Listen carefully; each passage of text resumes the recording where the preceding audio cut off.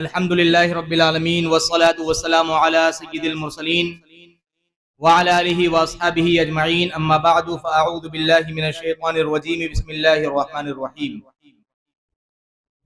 والذين يكنزون الذهب والفضة ولا ينفقونها في سبيل الله فبشرهم بعذاب أليم آمنت بالله صدق الله العظيم وبلغنا رسوله النبي الكريم وَنَحْنُ عَلَى ذَلِكَ لَمِنَ الشَّاهِدِينَ وَالشَّاكِرِينَ وَالْحَمْدُ لِلَّهِ رَبِّ الْعَالَمِينَ۔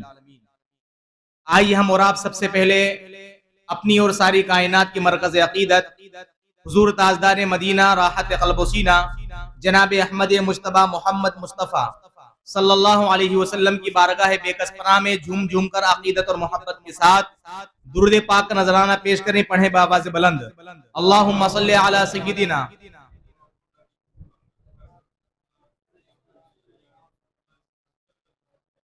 علیہ وسلم۔ نعت پاک مصطفیٰ صلی اللہ علیہ وسلم کے 3-4 اشعار، پھر اس کے بعد ہم اپنے اصل بیان پر آتے ہیں۔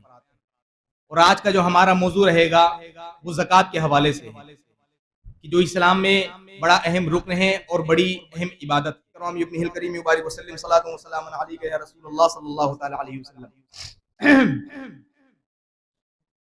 عزیزان ملت اسلامیہ، جس طرح ہم پر نماز، روزہ، حج فرض ہے، اسی طرح اسلام کے فرائض میں سے ایک بڑا اہم فرض کیا ہے؟ وہ زکوٰۃ ہے۔ زکوٰۃ ایک ایسی چیز ہے کہ جو ہر انسان پر واجب نہیں ہوتی ہے، بلکہ اللہ تبارک و تعالی اسی شخص پر واجب فرماتا ہے جس کو رب قدیر مال عطا فرماتا ہے۔ نماز، روزہ، اس کا تعلق انسان کی جسمانی صحت سے ہے کہ اگر جسمانی صحت ٹھیک ہے تو نماز بھی فرض ہے اور روزہ بھی فرض ہے۔ لیکن مال، حج اور زکوٰۃ کا تعلق یہ مال سے ہے۔ اللہ تبارک و تعالیٰ نے مالک نصاب پر زکوٰۃ کو فرض فرمایا ہے۔ زکوٰۃ کو فرض ہونے کے لیے انسان کا عاقل ہونا، یعنی کہ عقل والا ہونا، بالغ ہونا اور مسلمان ہونا شرط ہے۔ جس طرح مسلمان کے لیے زکوٰۃ نکالنا فرض ہے، اسی طرح یہ زکوٰۃ مسلمان ہی کو ادا کرنا ضروری ہے۔ اگر کوئی زکوٰۃ غیر مسلم کو ادا کرتا ہے تو اس کی کوئی زکوٰۃ ادا نہیں ہو۔ زکوٰۃ کے لیے ایمان والا ہونا شرط ہے۔ میرے عزیزوں، اور زکوٰۃ اتنی اہم عبادت ہے کہ جو انسان اس زکوٰۃ کا انکار کرے گا وہ دائرہ اسلام سے باہر ہو جائے گا۔ وہ انسان پھر مسلمان نہیں رہے گا، وہ انسان کافر ہو جائے گا، کیونکہ زکوٰۃ کا ثبوت قرآن مجید میں اور حدیث مصطفیٰ میں کئی مرتبہ آیا ہے۔ یہاں تک کہ قرآن کریم اٹھا کر دیکھیں تو آپ کو معلوم چلے گا اللہ تبارک و تعالیٰ نے نماز کے ساتھ ساتھ میں زکوٰۃ کا مرتبہ، زکوٰۃ کا ذکر کم سے کم 32 مرتبہ فرمایا۔ کتنی مرتبہ؟ 32 مرتبہ۔ وَأَقِیمُوا الصَّلَاةَ وَآتُوا الزَّکَاةَ، اے لوگو زکوٰۃ دو اور نماز قائم کرو۔ اور اللہ تبارک و تعالیٰ نے ایمان والوں کے لیے نشانی بیان فرمائی، وَالَّذِينَ هُمْ لِلزَّکَاةِ فَاعِلُونَ، کہ ایمان والے وہ ہوتے ہیں جو رب کی بارگاہ میں زکوٰۃ ادا کیا کرتے ہیں، جو اللہ کی رضا کے لیے اپنے مال کو پاک کیا کرتے ہیں۔ میرے عزیزوں، زکوٰۃ اسلام میں کیوں رکھی گئی ہے؟ زکوٰۃ اسلام میں اس لیے رکھی گئی تاکہ مسلم معاشرے سے غربت کو دور کیا جائے، تاکہ مسلم معاشرہ جو پستی کی طرف شکار ہوتا چلا جا رہا ہے آرتھک حالت کے اعتبار سے، تو جو مال کے اعتبار سے مضبوط ہیں وہ اپنے غریب بھائیوں کی مدد کریں۔ اللہ تبارک و تعالیٰ کی بڑی حکمتیں ہیں ہم انسانوں میں بھی مختلف حالتیں رکھنے کی۔ رب قدیر کسی کو مال عطا فرماتا ہے، کسی کو غریب رکھتا ہے۔ جس کو غریب رکھا ہے یہ بھی اس کے لیے آزمائش ہے، اور جس کو مال عطا فرمایا ہے وہ بھی اس کے لیے آزمائش ہے۔ رب قدیر کسی کو مال دے کر آزماتا ہے، کسی سے مال لے کر آزماتا ہے۔ اس جملے کو اپنی دل کی تختی پر نوٹ کیجئے۔ رب قدیر کی، اللہ تبارک و تعالیٰ کی مشیت کیا ہے کہ اللہ تبارک و تعالیٰ کسی بندے کو مال دے کر آزماتا ہے اور کسی بندے سے مال لے کر آزماتا ہے۔ اب جو بندے کے پاس مال نہیں ہے، جو غربت کا شکار ہے، اب وہ اس کے دماغ اور اس کے ایمان و عقیدے کے اوپر ڈیپینڈ ہے کہ وہ اللہ تبارک و تعالیٰ کی شکر گزاری کرتا ہے اس غربت کے حالت میں بھی، یا پھر اللہ تعالیٰ کی ناشکری کرتا چلا جاتا ہے۔ اور جس کو مال دیا ہے اللہ تبارک و تعالیٰ نے اس کو بھی آزما رہا ہے، آیا وہ مال کی زکات نکالتا ہے یا پھر اس مال پر اپنا خود فرعون بنا بیٹھا ہوتا ہے اور سوچتا ہے کہ یہ مال تو میرا ہے، یہ مال میں کسی کو کیوں دوں؟ آپ ذرا اللہ تبارک و تعالیٰ کی رحیمی کریمی کو دیکھیے. پہلے ہی پارے میں الف لام میم کی صورت میں رب قدیر نے کیا فرمایا؟ وَمِمَّا رَزَقْنَاهُمْ يُنْفِقُونَ، اے لوگو اس میں سے خرچ کرو جو ہم نے تم کو عطا فرمایا. کیا فرمایا اللہ تعالیٰ نے؟ ذرا جملے پر غور کیجئے. اے لوگو زکات تم اس میں سے نکالو، راہ خدا میں مال تم اس میں سے خرچ کرو جو ہم نے تم کو عطا فرمایا ہے. اس سے معلوم چلا کہ جس کے پاس جو کچھ ہے وہ سب رب کا دیا ہوا ہے، کسی کے پاس اپنا ذاتی کچھ بھی نہیں. جس کے پاس جو مال ہے وہ سب اللہ تبارک و تعالیٰ نے عطا فرمایا ہے. رب قدیر الگ سے کوئی مطالبہ نہیں کر رہا ہے بلکہ فرما رہا ہے کہ جو ہم نے تمہیں مال عطا فرمایا ہے اسی مال میں سے تمہیں صرف 2.5% زکات ادا کرنی. 2.5% آپ اندازہ لگا سکتے ہیں 2.5% کتنا ہوتا ہے؟ 2.5% صرف 1,000 روپے میں 25 روپے، 1,000 روپے میں صرف 25 روپے، 100 روپے میں صرف 2.5 روپے، 1,00,000 روپے میں صرف 2.500 روپے. کون سی بڑی قیمت ہے بتائیے؟ 4 لاکھ روپے میں صرف 10,000 روپے، کون سی بڑی قیمت ہے؟ ایک طرف دیکھیں تو اتنا بڑا اماؤنٹ، ہائی اماؤنٹ، اور دوسری طرف دیکھیں تو زکات صرف 2.5%. میرے عزیزو، آج مسلم معاشرے کا عالم یہ ہے کہ مسلم معاشرے میں جو غربت پائی جا رہی ہے، مسلم معاشرے میں جو غریبی پائی جا رہی ہے، اگر مالداروں نے صحیح طرح سے زکات ادا کی ہوتی تو ہم سمجھتے ہیں کہ مسلم معاشرے میں کوئی غریب نہیں ہوتا اور کوئی خاتون، کوئی بیوہ کسی کے سامنے ہاتھ پھیلاتی ہوئی نظر نہیں آتی. یا ان امیروں نے مسلم معاشرے پر بڑا ظلم کیا ہے جن لوگوں نے اپنے مال کی زکات نہیں نکالی اور اپنے مال کو تجارت میں پیک کر کے رکھ دیا اور یہ سوچنے لگے کہ یہ مال تو ہم نے دن رات محنت کر کے کمایا ہے، اس مال کو ہم کیوں راہ خدا میں ادا کریں. میرے عزیزو، یہ کیا کم بڑی بات ہے؟ سوچنے والی بات بتا رہا ہوں، لمحہ فکریہ دے رہا ہوں. دماغ کا استعمال کیجیے آپ زکات کے معاملے میں، پھر آپ کا عقیدہ بھی مضبوط ہو جائے گا. اللہ کے رسول علیہ الصلوۃ والسلام نے کیا فرمایا؟ الید العلیٰ خیر من ید السفلی، کہ اوپر والا ہاتھ نیچے والے ہاتھ سے بہتر ہے. کیا فرمایا؟ اوپر والا ہاتھ نیچے والے ہاتھ سے بہتر ہے. یہ کیا کم بڑی بات ہے کہ اللہ تبارک و تعالیٰ نے آپ کو اوپر والا ہاتھ بنایا ہے، نیچے والا ہاتھ نہیں بنایا. زکات ادا کرنے والے کو اللہ تعالیٰ نے اوپری پوزیشن عطا فرمائی ہے. اوپر کا ہاتھ عطا فرمایا، نیچے کا ہاتھ عطا نہیں فرمایا کہ تجھے کسی کے سامنے ہاتھ پھیلانا ہے، بلکہ یہ میرے بندے، میں نے تجھ پر کرم فرمایا ہے، میں نے تجھ پر رحم کیا ہے، اپنے غیب سے خزانے کے دروازے کھول دیے ہیں، بے پناہ تجھ کو دولت عطا فرمائی ہے. اب تیری ذمہ داری بنتی ہے کہ تم میرے غریب بندوں کی مدد کرتا ہو نظر آ. اور میرے عزیزو، ہم جب زکات ادا کرتے ہیں تو یہ نہیں کہ صاحب غریب نے کھا لیا پی لیا پورا ہو گیا، بلکہ جو ہم زکات ادا کریں گے اللہ تبارک و تعالیٰ کی یہاں ہماری وہ زکات جمع ہوتی ہوئی نظر. رب قدیر ہمیں ان زکات ادا کرنے کا قیامت کی دن بہترین ریوارڈ، بہترین جو ہے ثواب اور فائدہ عطا فرمائے گا. یعنی کہ صاحب ہماری جیب سے 100 روپے نکلے اور ہم نے 100 روپے دے دیے اور وہ ہمارے 100 روپے ختم ہو گئے. ظاہری طور پر تو دیکھا جائے کہ 100 روپے ختم ہو رہے ہیں، لیکن اللہ تبارک و تعالیٰ کے ہمارے وہ 100 روپے بھی جمع ہو رہے ہیں. اور رب قدیر نے قرآن کریم میں ایک اصول بیان فرمایا ہے 14ویں پارے میں، ما عندکم ینفد وما عند اللہ باق، یہ جو تمہارے پاس ہے وہ ختم ہونے والا ہے، وہ جو اللہ رب العزت کے پاس ہے وہ ہمیشہ ہمیشہ باقی رہنے والا ہے. اب وہ تمہارے اوپر ہے کہ تم اپنی دولت کو دنیا میں ختم کر کے جو ہے دنیا میں ایسے ہی ختم کر کے، حرام کاموں میں ختم کر کے، فضول کاموں میں ختم کر کے، شادی بیاہ کے حرام رسموں میں ختم کر کے اپنے مال کو خرچ کرو، یا پھر راہ خدا میں خرچ کر کے اللہ تبارک و تعالیٰ کے یہاں اپنے اکاؤنٹ میں ہمیشہ مال کو جمع کرنے کی کوشش. کتنی بڑی بات اللہ تبارک و تعالیٰ نے ارشاد فرمائی کہ جو تمہارے پاس مال ہے وہ ختم ہونے والا ہے، وہ جو اللہ تبارک و تعالیٰ کے پاس ہے وہ ہمیشہ باقی ہے. اس پر تو ہمارا یقین ہے نا، اس پر تو ہمارا عقیدہ ہے، قرآن پر تو ہمارا عقیدہ ہے نا.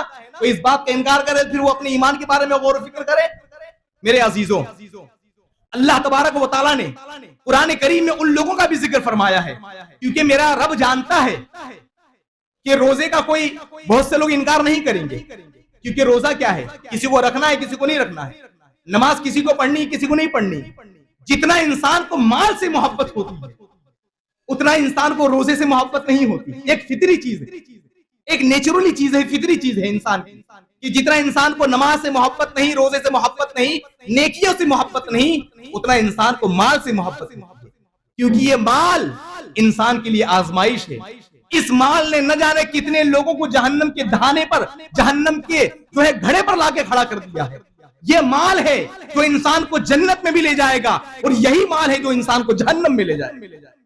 جناب حضرت عثمان غنی رضی اللہ تعالی عنہ کی تاریخ اٹھا کر دیکھیں آپ، صحابی رسول حضرت عثمان غنی تیسرے خلیفہ، اللہ تبارک و تعالیٰ نے اتنا مال عطا فرمایا تھا، اتنا مال عطا فرمایا، لیکن جب اللہ کے رسول علیہ السلام کو اسلام کی خاطر مال کی ضرورت پڑی، جنگ کی خاطر مال کی ضرورت پڑی، حضرت عثمان غنی رضی اللہ تعالیٰ عنہ نے اپنے خزانوں کے دروازے کھول دیے اور عرض کیا، یا رسول اللہ، یہ مال عثمان کا نہیں ہے بلکہ آپ کا ہے، آپ جتنا چاہو مال لے جاؤ، یہ تو مال آپ ہی کا ہے، عثمان پر اس کا کوئی حق نہیں ہے۔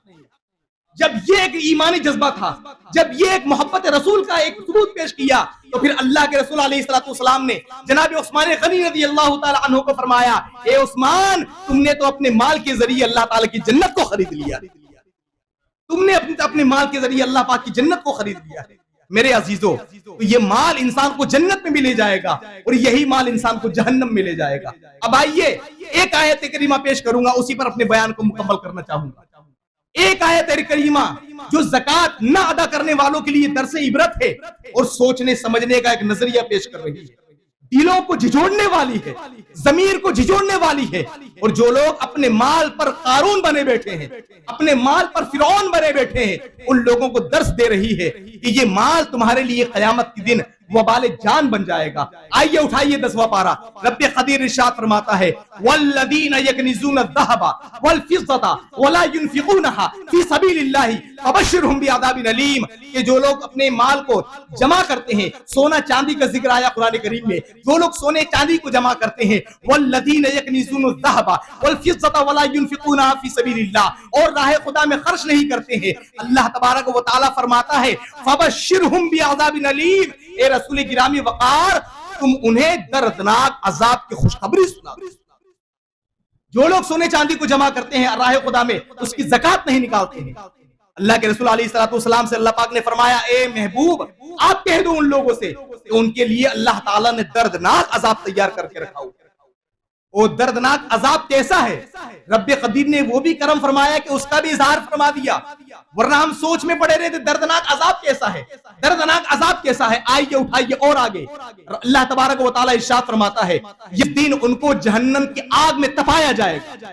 ان لوگوں کو جو زکوٰۃ ادا نہیں کرتے ہیں، ان لوگوں کو جہنم کی آگ میں تپایا جائے گا، اور ان کی اس آگ سے ان کی پیشانیوں کو داغا جائے گا، ان کے پہلوؤں کو داغا جائے گا۔ داغنا سمجھتے ہیں آپ؟ جیسے کہ جب گہرا زخم ہو تو وہاں پر لوہے وغیرہ کو گرم کر کے داغ دیا جاتا ہے، تو وہیں پر زخم کا خون بھی بند ہو جاتا ہے، وہ زخم آگے بڑھنا بھی بند ہو جاتا ہے، اسے کہتے ہیں داغنا، ٹھیک ہے نا؟ تو اللہ تبارک و تعالیٰ فرماتا ہے کہ جس دن ان لوگوں کو جہنم کی آگ میں تپایا جائے گا، جہنم کی آگ میں ڈالا جائے گا، اور ان کی پیشانیوں کو داغا جائے گا، ان کی پہلوؤں کو داغا جائے گا، ان کی پیٹھوں کو داغا جائے گا، اور کہا جائے گا، ھذا ما کنزتم لانفسکم فذوقوا ما کنتم تکنزون، کہ یہ وہ سزا ہے، یہ وہ مال پونجی ہے کہ جس کو تم دنیا میں جمع کیا کرتے تھے، اب چکھو وہ آگ جو تم دنیا میں اپنے مال کو جمع کرنے کے ذریعے تم نے اکٹھا کر رکھا۔ میرے عزیزو، آپ ذرا غور کریں، 1 روپے لیں، آپ 1 روپیہ لیں، زیادہ نہیں، صرف 1 روپیہ لیں، اور اس کو آپ چولہے پر گرم کریں، اور اس چولہے پر گرم کر کے اس 1 روپے کو اپنے ہاتھ پر رکھ کے دیکھیں، برداشت کر پائیں گے؟ کر پائیں گے برداشت؟ جب ہم ایک ماچس کی تیلی کی ذرا سی آگ کو برداشت نہیں کر سکتے، تو 1 روپیہ اگر گرم کر کے ہمارے ہاتھ پر رکھ دیا جائے، ہماری پیشانی پر رکھ دیا جائے، ہمارے پہلو پر، ہمارے پیٹھ پر رکھ دیا جائے، تل ملا جائیں گے، ہوا ٹائٹ ہو جائے گی، آنکھوں سے آنسو جاری ہو جائیں گے۔ میرے عزیزوں، وہ قیامت کا دن جو ایک دن 50,000 سال کے برابر ہوگا، وہ لوگ ایسے عذاب کو برداشت کر سکتے ہیں جو لوگ دنیا میں زکوٰۃ ادا نہیں کرتے ہیں اور اللہ تبارک و تعالیٰ کے عذاب کو مول لے رہے ہیں۔ میرے عزیزو، رب قدیر نے بڑا کرم فرمایا ہے ہم پر، کی تمام چیزیں ہمارے سامنے ظاہر کر دی ہے۔ یاد رکھیے گا، اللہ تبارک و تعالیٰ جو بھی ہمیں مال عطا فرماتا ہے، اس مال میں صرف ہمارا حق نہیں ہوتا ہے، ٹھیک ہے نا؟ یہ بات میں نے پہلے بھی کہی تھی، جو بات کہنے جا رہا ہوں، جس رب قدیر نے، جس خالق قادر مطلق نے آپ کو مال عطا فرمایا اور آپ پر زکات فرض فرمائی اور غریب کو غریب رکھا، کیا اللہ تبارک و تعالی اس بات پر طاقت و قوت نہیں رکھتا ہے کہ غریب کو امیر بنا دے اور تمہیں فٹ پاتھ پر لا کے پٹک دے؟ یقیناً اللہ تبارک و تعالی اس بات کی طاقت و قوت رکھتا ہے۔ تو میں کہنا چاہوں گا ان تمام امیر ترین لوگوں سے جو اپنے مال کی صحیح طرح سے زکات ادا نہیں کرتے ہیں اور سوچتے ہیں کہ یہ مال تو ہمارا کمایا ہے، یہ یاد رکھیے گا، انسان مال کو کمانے کے لیے دن و رات ایک کر دے، انسان مال کو کمانے کے لیے دن و رات ایک کر دے، ضروری نہیں ہے کہ اسے مال مل جائے، زیادہ محنت کرنے سے مال نہیں ملتا۔ اللہ تبارک و تعالی جس کی قسمت میں جتنا لکھا ہوتا ہے رب قدیر اس کو اتنا عطا فرما کر رہے ہیں۔ اگر آپ محنت ہی کی بات لیں تو ان مزدوروں کے بارے میں کیا خیال ہے جو اینٹ کے بھٹے پر کام کرتے ہیں؟ بیچارے جو ہے بلڈنگ بنانے کے لیے کڑی دھوپ میں کام کر رہے ہوتے ہیں، صبح نکل جاتے ہیں 8 9 10 بجے اور شام کو 5 بجے لوٹتے ہیں، روزانہ کھاتے ہیں روزانہ کماتے ہیں، محنت تو وہ بھی کر رہے ہیں اور ان کی محنت کے سامنے ہم اپنی محنت کو بالکل ہیچ یعنی کہ گرا ہوا سمجھیں گے کہ اللہ اکبر، کڑاکی کی دھوپ، پسینہ بہ رہا ہے، شدت کی دھوپ ہے، پانی کی پیاس لگ رہی ہے، لیکن وہ اپنی محنت مزدوری میں لگے ہوئے ہیں۔ محنت تو وہ بھی کرتے ہیں لیکن ان کے پاس اتنا مال کیوں نہیں ہوتا؟ اگر ایک مزدور محنت کرنے کے ذریعے مال کو حاصل کر لیتا تو دنیا کا سب سے بڑا امیر آدمی مزدور ہی ہوا کرتا، لیکن اللہ تبارک و تعالیٰ نے قسمت کے فیصلے فرمائے۔ رب قدیر جس کو چاہتا ہے مال عطا فرما دیتا ہے، جس کو چاہتا ہے علم عطا فرما دیتا ہے، جس کو چاہتا ہے عزت عطا فرما دیتا ہے، جس کو چاہتا ہے شہرت عطا فرما دیتا ہے۔ رب قدیر کی یہ تقسیمات ہے، اللہ تعالیٰ کی یہ ڈیوائیڈ کرنے کا ایک اس کی منشا اور اس کی مرضی ہے۔ رب قدیر نے جس کو جیسا چاہا ویسا نواز دیا۔ اب یہ بندوں کے اوپر فرض ہے کہ اللہ تعالیٰ نے جو اس پر کرم فرمائیاں کی ہے اللہ تعالیٰ کا شکر ادا کرے، اور شکر ادا کرنے کا مطلب یہ ہے کہ رب قدیر نے اگر اس کو مال عطا فرمایا ہے تو وہ صحیح طور پر اللہ تعالیٰ کی بارگاہ میں راہ خدا میں زکات ادا کرے اور غریبوں کی مدد کرے اور اللہ تعالیٰ کو راضی کرے۔ یاد رکھیے گا۔ اچھا، اللہ کے رسول علیہ الصلوۃ والسلام ارشاد فرماتے ہیں کہ صدقے کے مال کو اللہ تعالیٰ بڑھاتا ہے اور سود کے مال کو اللہ تعالیٰ گھٹاتا ہے۔ کیا فرمایا؟ یمحق اللہ الربا ویربی الصدقات، کہ اللہ، ہاں قرآن کریم کی بھی آیت ہے، یہ تیسرے پارے، یمحق اللہ الربا ویربی الصدقات، کہ اللہ تبارک و تعالی صدقے کو بڑھاتا ہے اور سود کو گھٹاتا ہے۔ ظاہری اعتبار سے دیکھیں تو سود کا مال تو بڑھ رہا ہوتا ہے۔ آپ نے کسی کو 5,000 دیا اور کہا کہ اگلے مہینے انٹرسٹ کے ساتھ لوں گا، کتنے ہزار صاحب؟ 7,000، 2,000 روپے سود کے رہیں گے آپ کے، وہ 5,000 روپے جو میں تمہیں دے رہا ہوں۔ ظاہری اعتبار سے دیکھا جائے تو 7,000 روپے آ رہے ہیں ریٹرن، ظاہری اعتبار سے مال بڑھ رہا ہے، لیکن قرآن یہ کہتا ہے، حدیث مصطفیٰ یہ فرما رہی ہے کہ اللہ تعالیٰ سود کے مال کو گھٹاتا ہے اور صدقے کے مال کو بڑھاتا ہے۔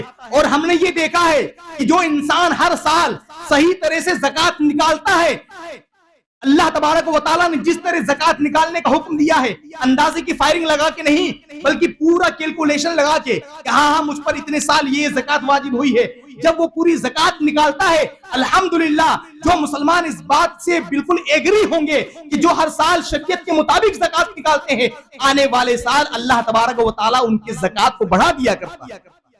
وہ زکات کیسے بڑھے گی؟ جب مال بڑھے گا تبھی تو زکات بڑھے گی، مال کم رہے گا تو زکات کیسے بڑھے گی؟ ہر سال زکات نکالنے والوں کی زکات بڑھتی ہے۔ کسی نے مثال 1 لاکھ کا زکات نکالی، اللہ کے فضل و کرم سے آنے والے سال 1.5 لاکھ نکالے گا یا 2 لاکھ نکالے گا، اور اللہ تعالیٰ کے خزانے میں کسی چیز کی کمی نہیں ہے۔ رب قدیر چاہے تو بندوں کو بے حساب اور بے شمار عطا فرما دے، یہ اس کی رحیمی کریمی کے اوپر۔ تو اس لیے میرے عزیزوں، جو آیت کریمہ میں نے آپ کے سامنے پیش کی ہے، اس سے ہمیں اور آپ کو اندازہ لگانا چاہیے کہ قیامت کے دن زکات نہ نکالنے والوں کی ان زکات کے مالوں سے سونا چاندیوں کے ذریعے، آگ کے ذریعے ان کی پیشانیوں کو داغا جائے گا، گرم کیا جائے گا، ان کی پیٹھوں کو گرم کیا جائے گا۔ آج ہم تھوڑی سی چنگاری کو برداشت کرنے کی طاقت نہیں رکھتے ہیں، قیامت کے دن کیسے طاقت رکھیں؟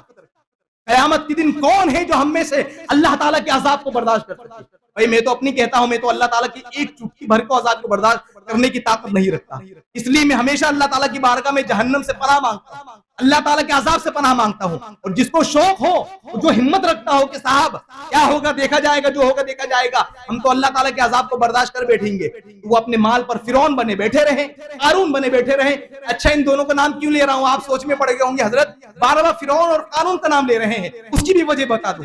قارون یہ دنیا کا ایسا بڑا بادشاہ گزرا ہے جس کے پاس کوئی خزانے کی کمی نہیں تھی، کوئی سونے چاندی کی کمی نہیں تھی، اس نے اپنی ایک جنت بنائی تھی اور کہا تھا اگر یہ خدا بھی چاہے تو اس جیسی جنت نہیں بنا سکتا۔ اللہ تبارک و تعالیٰ کا عذاب یہ آیا کہ قارون بھی زمین میں دھس رہا ہے اور اس کا خزانہ بھی زمین میں دھس رہا ہے، اور قیامت تک قارون اور اس کا خزانہ زمین میں دھستا چلا جائے۔ میرے عزیزو، اللہ تبارک و تعالیٰ کا جب اس کی طرف سے آزمائش آتی ہے، اس کی طرف سے امتحان آتا ہے، تو بندوں کو ذرا سوچنا چاہیے یہ رب قدیر نے ہمیں مال دیا ہے تو مال لے کر انسان کو اتنا خوش نہیں ہونا چاہیے، بلکہ اس مال کی زکات نکالنے کی فکر کرنی چاہیے۔ ایک آخری بات کہہ کے اپنے بیان کو مکمل کرنا چاہوں گا۔ کچھ لوگ عقل کے گھوڑے دوڑاتے ہیں کہ زکات کا مال ہم کیوں نکالیں، مال ہمارا ہے، اور مال کتنا نکالنا ہے؟ صرف 2.5%۔ آپ مارکیٹ میں جاتے ہیں پھل فروٹ لینے کے لیے، تربوز کی مثال لے لیجیے آپ، یا خربوزے کی مثال لے لیجئے۔ تربوز تلواتے ہیں، کلنگڑ جسے کہ آپ کہتے ہیں، کلنگڑ جب تلواتے ہیں آپ تو کیا کہتے ہیں؟ کلنگڑ والے سے پہلے آپ بھاؤ پوچھتے ہیں کتنے روپے کلو؟ وہ کہتا کہ صاحب 50 100 روپے کلو، چلو 100 روپے کلو مان لو، 100 روپے کلو۔ آپ کیا کہتے ہیں کہ ٹھیک ہے تول دو، لیکن ہاں مجھے اندر کا گودا چاہیے، اوپر کا چھلکا نہیں چاہیے۔ آپ ایسا کہتے ہیں؟ نہیں کہتے ہیں، بلکہ آپ پورا کا پورا اکھا کلنگڑ تلوا لیتے ہیں، وہ چاہے 2 کلو کا ہو، وہ چاہے 2.5 کلو کا ہو۔ اگر وہ 2.5 کلو کا ہوگا تو اس میں وزن کتنا نکلے گا؟ 1.5 کلو یا 1 کلو 700 گرام۔ بقیہ جو وزن ویسٹ جا رہا ہے، آپ نے اس کا بھی تو پیسہ ادا کیا ہے، آپ نے اس کا بھی تو پیسہ ادا کیا ہے، وہاں پر بھی تو آپ کا پیسہ جا رہا ہے، وہاں پر آپ نے عقل کے استعمال نہیں کیا کہ صاحب یہ کلنگر تو اس میں تو گودا مال تو اتنے نکلا اور بقیہ یہ چھلکے اتنے نکل گئے، پیسہ تو میں نے اس کا بھی ادا کیا ہے۔ وہاں پر ہم عقل کا استعمال نہیں کرتے۔ میرے عزیزو، جب ہم مارکیٹ میں دکانداری کے لیے عقل کا استعمال نہیں کرتے تو پھر اللہ تبارک و تعالیٰ کے احکام میں جو ہم پر سب سے اہم فرض ہے اس پر ہم اپنے عقل کا استعمال کیوں کر رہے ہیں؟ اللہ زکات نکالنے والوں کا ایک انداز یہ ہوتا ہے کہ اللہ تعالیٰ نے مجھ پر زکات فرض کی ہے، مجھے تو نکالنا ہی ہے، وہ چاہے 2.5% نکالوں یا اس سے زیادہ نکالوں۔ آئی بات سمجھ میں؟ تو اس لیے میرے عزیزوں، آپ جن پر بھی زکات فرض ہے، مرد عورت پر زکات فرض ہے، ٹھیک ہے نا؟ مرد عورت دونوں پر زکات فرض ہے۔ اور